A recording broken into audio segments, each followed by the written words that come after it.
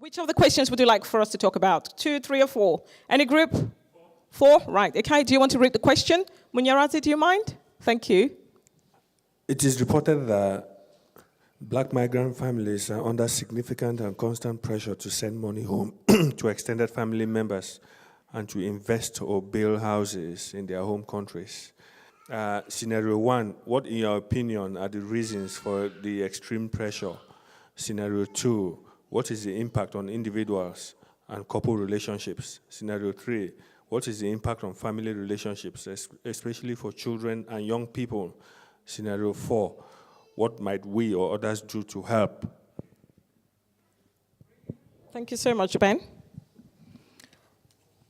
Does anybody want to take a lead on that question? I would take a lead on that question because I can connect with that question at multiple levels. And the issue around sending money home, it's very prevalent in our community to the point where it's not just about sending money home, it's also about having a second home back home. And I'm talking from personal experience and also from the point of view that I have had the opportunity to interact with so many families. So I'll just go to the questions chronologically. What, in your opinion, are the reasons for the extreme pressure? I think part of the reason, from my perspective, of the extreme pressure is because we just haven't got the capacity to be honest with ourselves. We come abroad and we want to do more than we can and more than we should. So we're not in a position to put some boundaries around what we can actually do. So we raise hopes. We raise hopes. We tell our families everything is okay, or we encourage them to depend on us to a point where even when we are struggling, we are not in a position, we're not quite comfortable to tell them the truth about our story. And in my opinion, that level of pressure requires for us to really kind of try and reconnect with who we are and try and engage our families, be honest with our families, because the more we encourage them to depend on us, the more the circle of dependency does ensue.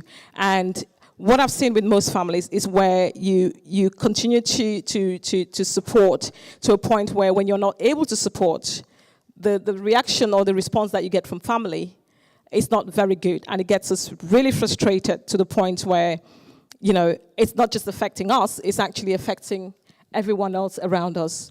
And I think for me, it's about being consciously aware and being honest, because I've heard from a lot of people who've got to the point where they have been very open and honest with their family in terms of what they can and cannot do. And because of this, we as couples find it difficult to work very closely together because everybody has an agenda and you don't want your partner to know what you're doing, or you feel that, it's your life, it's your responsibility. So if you think about the society and the community in which we're living, things are done in a kind of planned way. But when we put ourselves in a position where our families rely on us in a way that we cannot necessarily make plans for the here and now, it makes it very, very difficult. So from my opinion, the pressure is coming from the fact that we are not being authentic enough. We're not being honest to actually address the issues. This society functions on planning. And as a family, if you haven't got a family budget, if you cannot plan in terms of what are the bills, what do the kids need, and and everybody has to deal with it individually, it gets to a point where one partner can be under enormous pressure and the other partner is completely oblivious because things are done in a way that partners are not communicate. And it just really doesn't make sense. It leads to arguments. And obviously when it leads to arguments and, one partner may want to work additional hours, then at the end of the day, who's caught up? The children are caught up. The children are definitely caught up in this situation because we cannot plan, we cannot work together, and it's something that we really need to think about really carefully. What is the impact on family relationships, and especially for children and young people? Obviously, if we as a family, it goes back to the concept that I talked about, migration blues, because if we are kind of really invested in what is happening out there, it's very difficult for us to be present right here and recognize what our children need. It's not just about the physical needs, it's about being emotionally available to our children. So if a parent is enmeshed in what they need to do back home, maybe you're building a mansion or you're building a house, but here you're struggling with bills. You can't even afford to take your family home to that mansion that you're building because you cannot afford a ticket. Typically, as families, you start a new family. The way in the Western world, the way it's often done, you start a family, and all the energy is invested in financial planning towards, a new baby coming. But in our community, everything happens by coincidence. That's what I always say. So as soon as you get married or you're pregnant, you're expecting a baby, you're either one partner, your husband, may think, okay, I need to get this person here, or your wife may think, I need to get my brother here, I need to get my sister here. At the same time, you're trying to build a mansion. And what happens, the two people become disconnected. And once the two people become disconnected, the pressure's on, and you don't really have the emotional availability to give to the kids. So what might we or others do to help? I think, to be honest, the issue with this scenario is actually, I see 3 fundamental points. Being aware of where we are in terms of we are here in this part of the world. And in this part of the world, this is what it takes to have a family. This is what it takes to run a family. And once you know that, you recognize that you're not living in Africa anymore. You may want to sustain those links, but it's about doing it purposefully, consciously, such that you're not necessarily disadvantaging the here and now to make things happen back home. So you're making sure that the here and now is secure. And the only way you can do that is by being aware of where you are, acknowledging that, yes, there are challenges, and repositioning yourself, and actually being in acceptance that you're here to stay. Because if you're here to stay, then you can invest here, and once you're stable, solid, you can invest back home without necessarily destabilizing the family. So at the end of the day, with acceptance, with awareness, acknowledge and acceptance, you can actually enjoy a bit of both worlds. That's my sort of humble perspective. I hope that resonates with you.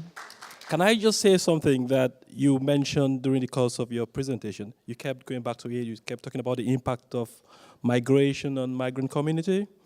And that is something that, what you said was not an observation, it wasn't an anecdote, it is evidence-based. There is research that, especially second-generation migrants, it's no coincidence that, this, for lack of if I have to say political correct, terrorist recruiters target second-generation immigrants. It's no coincidence. Do you think it is? No, of course. Because that is the most vulnerable group. That is where the identity crisis you spoke about is at its peak. So, and that is going to be our children, you see. So it is time we start having conversations with them on these issues, that exploring what they think about themselves, what they think about their identity, see how you could identify voids in them, and see how you could support them in the process. Thank you. Sorry, Mr. Chairman. Now, looking at the question itself, I think it's a tad patronizing. I think we all have the capacity to generate wealth and to do whatever we want to do with that wealth. I think people send money back home for myriads of reasons. Now, if we look across take a cross-section of our population, you will find people who came to the UK because their families had to sell the family silver to send them to this particular country. And it is our culture, or perhaps their culture, to say, well, hang on, we did all of this to send you to the UK. Now you are at least making a living. Support us in your own way. So that could be one of the reasons. I personally came to the UK through scholarship in the 80s. And for some reason, I didn't go back. But I have no illusions about supporting people back home. I tell them, as you rightly pointed out, when I have money, if I can support people, I would. Why? Because if you look at the way those guys have pillaged our country, they've completely raped the country of resources. It's so skewed, the distribution of your resource. There are people that there's no pension. So if somebody is sick, what do you expect them to do? They rely on people like us who have a penny to send them to see the doctor and get some medication. They rely on us to be able to send them to where university now fees are being paid. So we manage, and I would say if you can, try and help.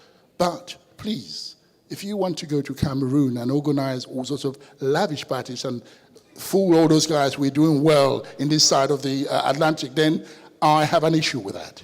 Thank you. Thanks very much, Shupo. I think you've said it all. And I think to summarize, the points raised here are actually to raise our conscious awareness so we can find a healthy balance. I think as Africans, there is always the need for us to support our families. But what we want to try not to do is to break a family to make another family. So it's about finding a balance, because it's no good you supporting your extended family when you have brought a family into the world and you cannot provide and support them.